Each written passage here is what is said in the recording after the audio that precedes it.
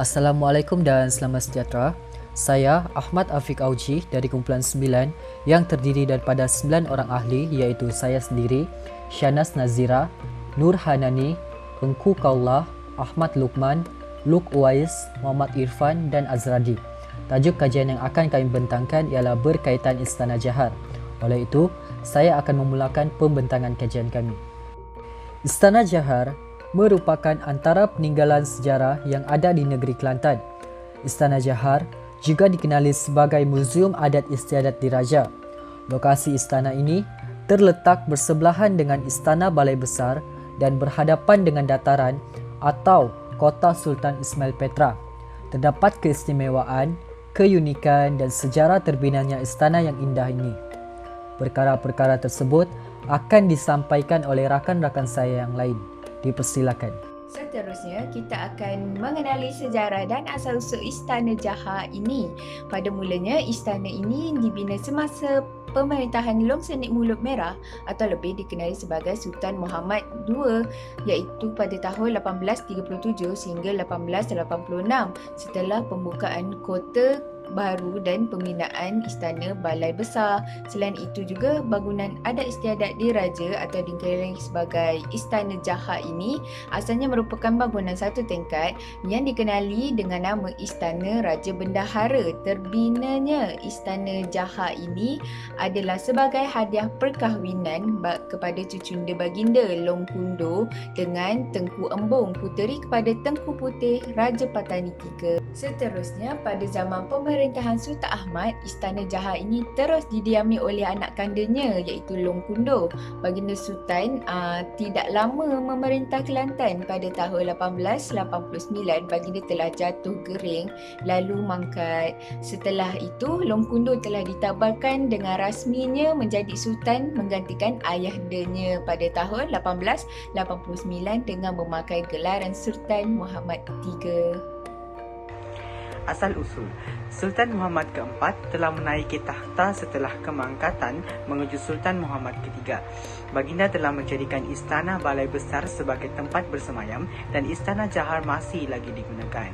Sebenarnya, istana ini tidak mempunyai nama sehinggalah pada tahun 1911 sekembalinya baginda daripada lawatan ke Singapura. Istana ini diberi nama sempena daripada nama sejenis pokok bunga yang menghiasi halaman istana tersebut. Kemudian, istana ini dikurniakan kepada putranya Tengku Ismail yang bergelar sebagai Tengku Seri Indra Mahkota. Saya Shanas Nazira dan saya akan membentangkan bahagian kepercayaan dan simbolik. Istana Jahar dipercayai dibina pada tahun 1886 selepas Sultan Muhammad II memindahkan pusat pentadbiran Kelantan dari kota Sabah ke Kota Baru. Setelah kemangkatan Sultan Muhammad II, istana ini telah disempurnakan oleh Sultan Ahmad. Setelah kemangkatan Sultan Ahmad, Long Kundur Bendahara telah ditabalkan menjadi Sultan dengan gelaran Sultan Muhammad III. Baginda juga menjadikan Istana Jahar sebagai tempat persemayaman baginda. Berkenaan dengan kepercayaan dan simbolik Istana Jahar, istana ini dipercayai tidak mempunyai nama pada asalnya sehinggalah pada tahun 1911, iaitu selepas kepulangan Sultan Muhammad yang keempat daripada melawat Singapura. Nama istana ini dinamakan sempena nama pokok bunga yang terdapat di halaman istana ini, iaitu pokok bunga Jahar. Seterusnya, berkenaan dengan bersemayam di Istana Jahar. Selepas kemangkatan Sultan Muhammad yang keempat iaitu pada tahun 1920, puteranya iaitu Tengku Ismail telah menggantikan baginda menaiki tahta. Sultan Ismail dikatakan tidak bersemayam di Balai Besar, tetapi baginda bersemayam di Istana Jahar iaitu istana yang dikurniakan oleh almarhum ayahanda baginda. Reka bentuk penghasilan bangunan Istana Jahar ini adalah merupakan gabungan antara dua pengaruh iaitu timur dan barat. Pengaruh dari barat jelas kelihatan bumbung di bahagian anjur dan tiangnya berbentuk silinder. Berbeza dengan rumah Melayu yang biasanya berbentuk segi empat ataupun bulat saja. Bangunan Istana Jahar mempunyai dua tingkat. Bangunan ini dihubungkan dengan tangga berpusing. Saya Luwais Isyad bin Marzali ingin menerangkan tentang fungsi ruang Istana Jahar di tingkat 1. Ruang pertama ialah ruang sorong. Ruang sorong bertujuan untuk menyambut tetamu dan kini digunakan untuk ruang pameran pelbagai koleksi tekstil seperti kain lima songket, kain punca potong, kain acih rosak dan lain-lain. Kedua ialah ruang serambi. Ruang serambi dahulunya digunakan sebagai tempat tinggal pengawal-pengawal istana dan kini digunakan untuk pameran adat istiadat. Dan ruang akhir sekali ialah ruang tengah. Ruang tengah ini digunakan untuk acara-acara rasmi seperti majlis perkahwinan, majlis kesyukuran, tempat persembahan kesenian seperti tarian dan nyanyian. Fungsi ruang Istana Jahar pada bahagian tingkat 2 terdapat 3 ruang. Itu ruang yang pertama ialah ruang sarong atau anjung. Ruang ini berlantaikan kayu cengal dan tidak berdinding dan hanya dipagari dengan besi tuang yang berukir sehingga 1 meter. Fungsinya adalah sebagai tempat beristirahat. Seterusnya, ruang yang kedua ialah ruang bilik peraduan. Dahulunya, ruang ini digunakan sebagai bilik peraduan raja. Kini, bilik peraduan ini digunakan sebagai balai pameran untuk mempamerkan adat istiadat diraja zaman dahulu. Bahagian bilik peraduan diraja ini dipamerkan adat melenggang perut dan adat menyambut kelahiran. Seterusnya, ruang yang ketiga ialah ruang pakaian. Dahulunya, ruang ini mempunyai dinding di tepi membentuk seolah-olah sebuah bilik. Bagi maksud menjadikannya balai pameran, maka dinding tersebut telah dibuang. Istana Jahar mempunyai corak ukiran kayu yang memberi kelebihan terhadap keindahan reka bentuk istana tersebut. Salah satu ukiran yang dapat dilihat pada permukaan setiap bangunan istana adalah ukiran tumbuh-tumbuhan, iaitu ukiran daun teratai. Ukiran daun teratai ini dikatakan peniruan ukiran-ukiran daripada India Purba semasa perkembangan Hindu di Ligor dan Lankasuka, iaitu Patani di masa sekarang. Ukiran ini membawa erti tersirat yang mana corak ukiran teratai yang mempunyai tangkal membawa maksud kepada zat Allah yang ada di muka bumi secara semula jadi. Juga ukiran tradisional yang terkenal iaitu tulisan khot atau ukiran ayat-ayat Al-Quran pada bahagian dalaman istana. Ukiran ini dipercaya mengambil pengaruh daripada Parsi dan Arab dalam rekaan sulaman kain mereka dan diterjemahkan oleh pengukir Melayu dalam bentuk ukiran kayu. Masyarakat Melayu terpengaruh dengan ukiran kayu ini disebabkan oleh pedagang-pedagang yang datang serta singgah di Sungai Kelantan pada suatu ketika dahulu. Dapat tulisan khot tulus yang indah, ayat-ayat Al-Quran yang diukir termasuk ayat dari surah Yasin. Apabila seseorang itu menjadi ahli ukir di istana, tenaga kerjanya diperlukan pada bila-bila masa sahaja oleh raja serta pembesar-pembesar negeri dengan disediakan keperluan minima bagi menampung keluarganya. Rumah-rumah pengukir ditempatkan di sekitar istana atau rumah-rumah pembesar supaya mudah pengukir dijemput apabila diperlukan perkhidmatannya. Okey, berkaitan dengan corak ukiran awan larat. Corak ukiran awan larat merupakan salah satu corak yang terdapat di Istana Jahar. Corak ini dikatakan corak yang paling asas dan tradisional kerana ia melahirkan ukiran berdasarkan tumbuhan melarat. Corak ini dikatakan paling masyhur selain daripada corak daun terantai. Corak ini dipengaruhi oleh unsur alam iaitu perarakan awan yang berkumpul dan terampun di tiup angin. Awan yang berarak ini melambangkan kepentingan awan ini kepada manusia dan alam kerana awan ini akan menurunkan hujan dan memberi manfaat kepada manusia dan alam.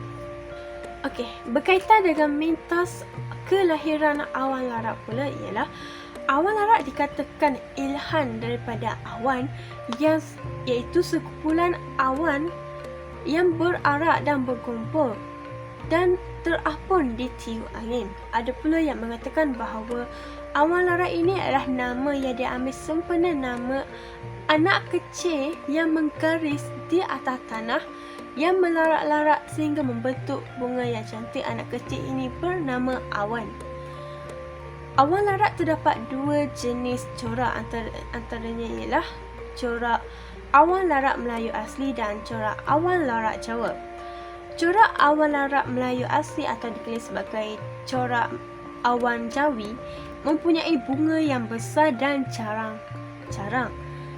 Corak ini bermula daripada satu tempat sehinggalah melarat memenuhi ruang.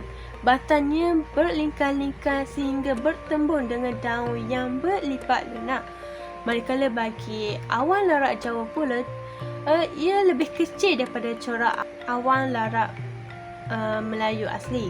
Daunnya yang rapat-rapat dan lurus dan tidak bersilang.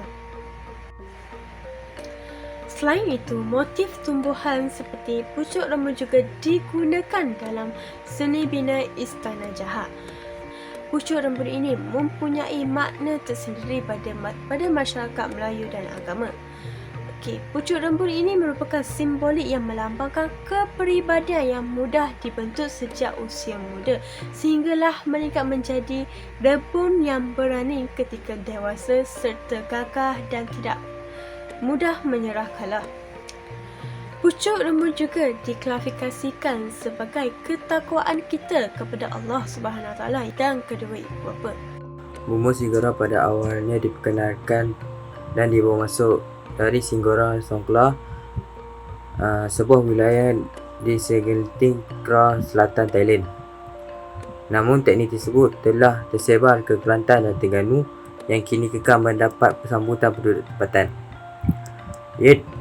Singgora diperbuat daripada tanah liat menjadi satu tempat pada awal 60-an kerana reka bentuk yang menarik dan ruangan bersesuaian untuk struktur bina kayu. Baiklah, saya akan memperincikan kelebihan dan kekurangan atap Singgora. Antara kelebihan atap Singgora ialah boleh menyerap air. Kelebihan ini sangat efektif ketika hujan dikarenakan bahannya yang poros dan nipis. Tambahan pula, bunyi rintikan hujan yang jatuh ke atas atap tidak kedengaran terlalu kuat berbanding atap yang diperbuat daripada zinc. Selain itu, atap Singgora juga bersifat nipis dan tidak menyerap haba. Rekan ini tentunya akan membuatkan keadaan suhu ruangan dalaman akan sentiasa sejuk dan nyaman. Rekan atap yang ditindankan telah membolehkan angin dari luar untuk masuk ke dalam melalui celah-celah lubang. Seterusnya, proses pembuatan tidak menggunakan alatan canggih dan berteknologi tinggi juga merupakan kelebihan atap Singgora. Dalam proses pembuatannya, ahli pakar tukang hanya memerlukan alatan dan perkakas biasa dan tradisional saja. Namun begitu, terdapat kekurangan pada atap Singgora. Antaranya ialah mudah pecah.